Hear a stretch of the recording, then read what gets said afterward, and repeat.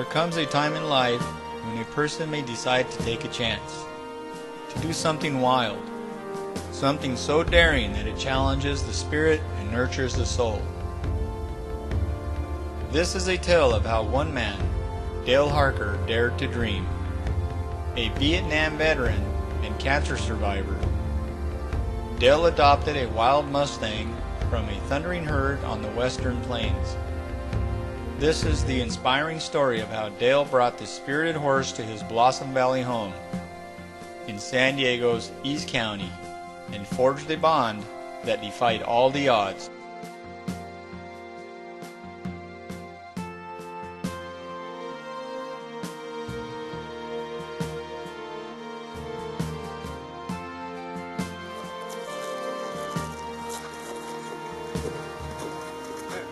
One thing about a horse that is kind of unique is that they're a prey animal and they have an eye on each side of their head, and that eye operates that side of the brain.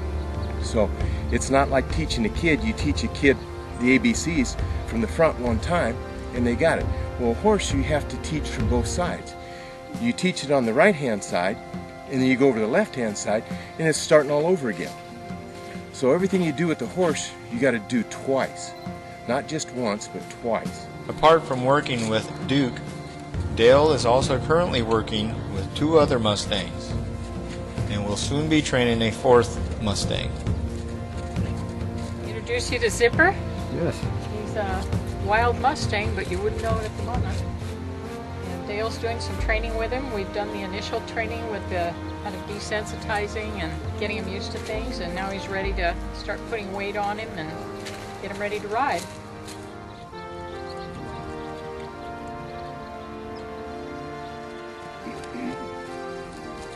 Dale, how do you think the progress is going with Zipper? Oh, fantastic. It's just a learning process for him. It's a big learning curve. And, there's so many things for him to learn, and both sensitizing and desensitizing. He is really smart, really smart. He needs to really get out and run and get wore down. That's why the biggest reason why I wanted to bring him down here is hoping he would self-lunge, so I didn't have to do it. But it looks like I'm going to have to get out and do it. Yeah, it's going to make me work.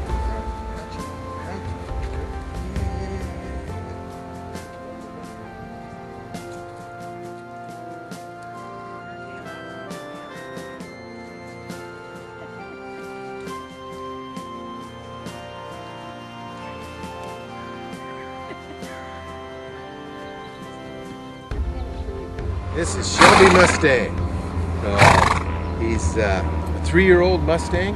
This is his first day out from his home. He hasn't been out like this, so he's super alert and aware. He's got a really docile personality.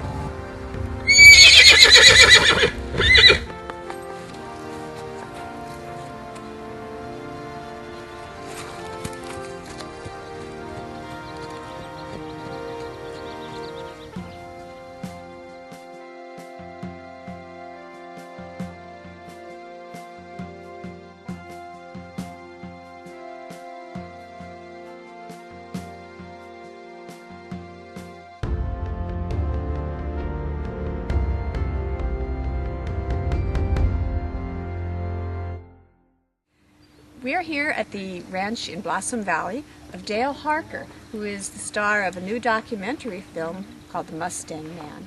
And it's all about how Dale adopted and tamed a wild Mustang, Duke, and how in turn the Mustang tamed Dale, who's a former Vietnam veteran. Yes, ma'am. Dale, tell us a little bit about your Vietnam experience, when you served, and what that experience was like. I was in Vietnam from April 1st, 1968 to June 20th, 1969. It was the latter part of the Tet Offensive in '68, and we were in close contact and combat with the North Vietnamese regulars. I came down on orders to go to Vietnam, as an engineer, and they canceled my orders as an engineer and said, now you're an infantryman.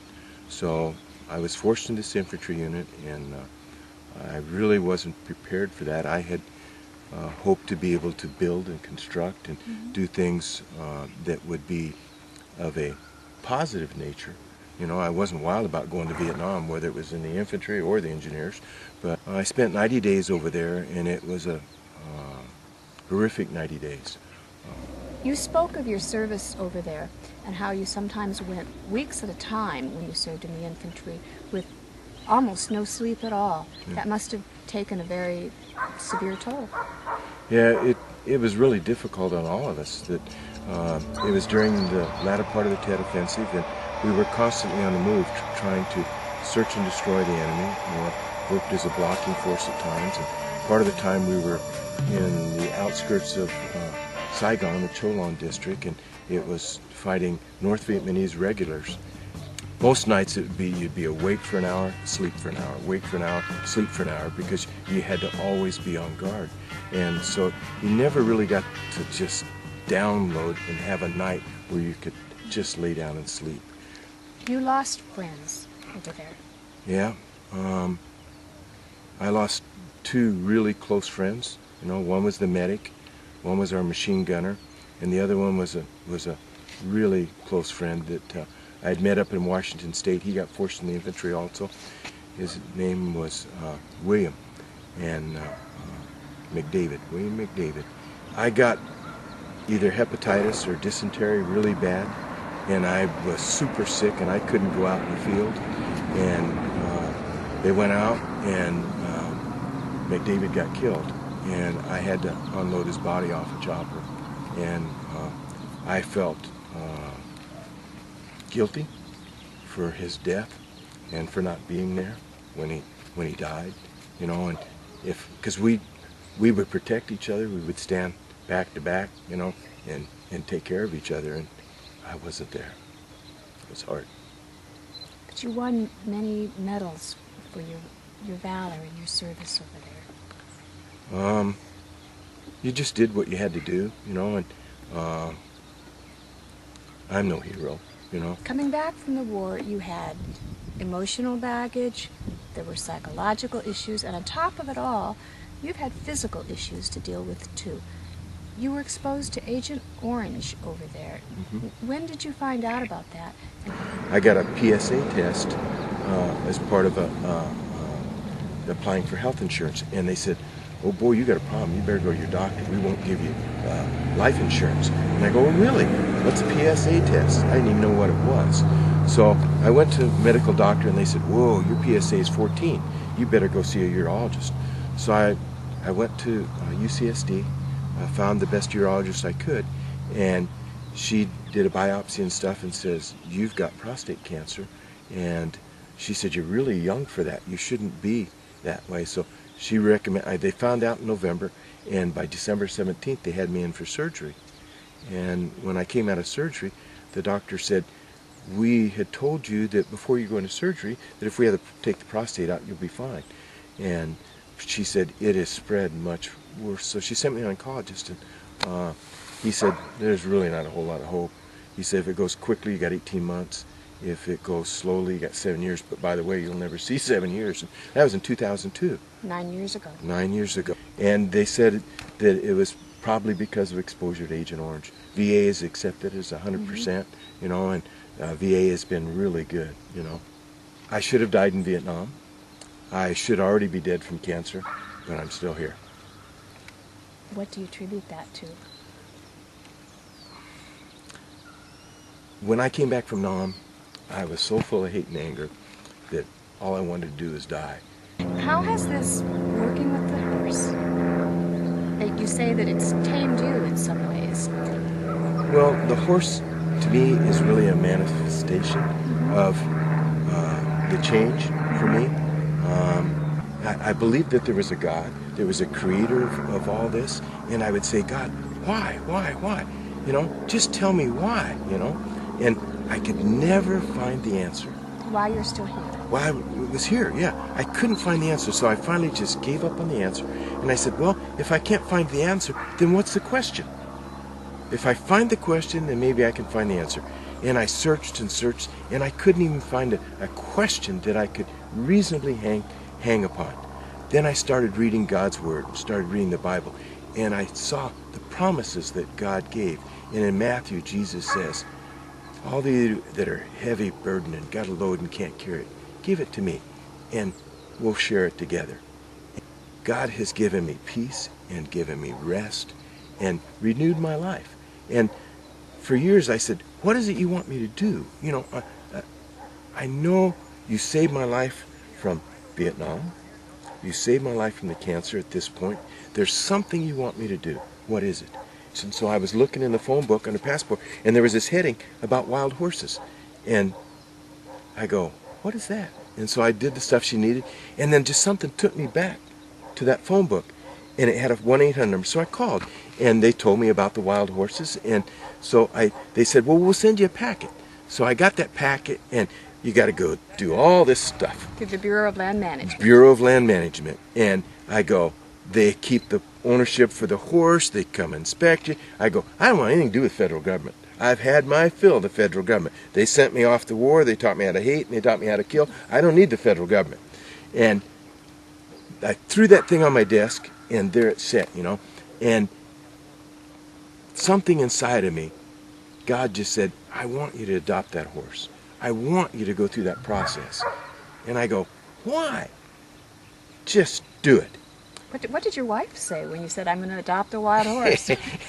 Well, my wife's always been very supportive. She's a super loving person. She had to be to stick with me all these years, you know. Somebody that was so full of hate and anger that they almost classified me like a match. You strike me the wrong way and I'm exploding. Uh-oh. My wife said, well, if that's what you want to do, go ahead, you know. So where did you go to adopt the horse? Well, they have a facility up in Ridgecrest, and once a year they have an adoption in Lakeside, and they bring down between 20 and 30 horses once a year in Lakeside. Is it unusual for someone to adopt a wild horse who has zero training as a trainer or as a gentler of horses? Yeah. A friend of mine stayed with horses all his life, and he was a professional roper for a while, and I called him because I wanted some corrals. I said, hey, you got any corrals? I'm thinking about adopting Mustang. He goes, you old fool, don't you know that horse is going to hurt you? There's a reason they call them wild. You're crazy. And he hung up on me. He wouldn't give me any corrals, you know. So did you do some research? Yes, I did. Did you surf the net? Or? I surfed the net, BLM, and there's several organizations that have all kinds of information about how you go through the process, the do's and the don'ts, and there's a number of professional trainers that have DVDs and videos, and I purchased, so I read everything I could read, I looked at the internet, and I got some videos and some training stuff, and I just started in. So you brought this horse home, you turned him loose in the corral. He was about a year old, correct? He was 2 years old. 2 years old. They called him 2. He was actually 3. And you named him Duke? Yes, named him Duke. And what happened when you turned him loose? The first 2 days, that horse was just wild as can be. I was afraid to walk in the corral. I was afraid he'd kill me, you know. And on the second day, I was sitting outside, and Mary had bought some peaches, and they were really juicy and sweet. And I was sitting outside the corral, and I sat there eating that peach, slurping real slow, making as much noise as I could. Here come this horse, all the way from the other side of the corral across. He sticks his head through, you know, and I just look at him, and I just sit there and eat that peach real slow. And then I saved the last bite, and I handed it to him. He took the peach, and boom, he was gone. The first time I put a saddle on him, it come flying back off. But that was kind of my fault. One of the stirrups fell and hit him on the side, and boom, he exploded. But eventually he got used to it, and it's been a great friendship. Dale, what was the hardest part of this entire process? I guess the actual starting of it, it was kind of fear of the unknown, you know. Is this going to work? Can I really do this? Is God trustworthy? I mean, he sent me on this mission. Can I really do this? I don't have the qualifications to do this. I don't know anything about this. I'm jumping off in a place that I know nothing about, you know. I am not an expert, you know. But you are now. Well, in a way. In a way. Very small way. Dale, where can people get a copy of your documentary? It's just out, The Mustang Man. probably the best place to do that is to contact Sharon Lund. She's the producer. She has Sacred Life Productions, and she has a website. So if you go to the Sacred Life website, you can order a copy of the Mustang Man through that. Wonderful. Thank Dale, thank you so much for your time Thank you. today, and we look forward to watching your progress here and seeing how you work with the horse. Thank you. My pleasure.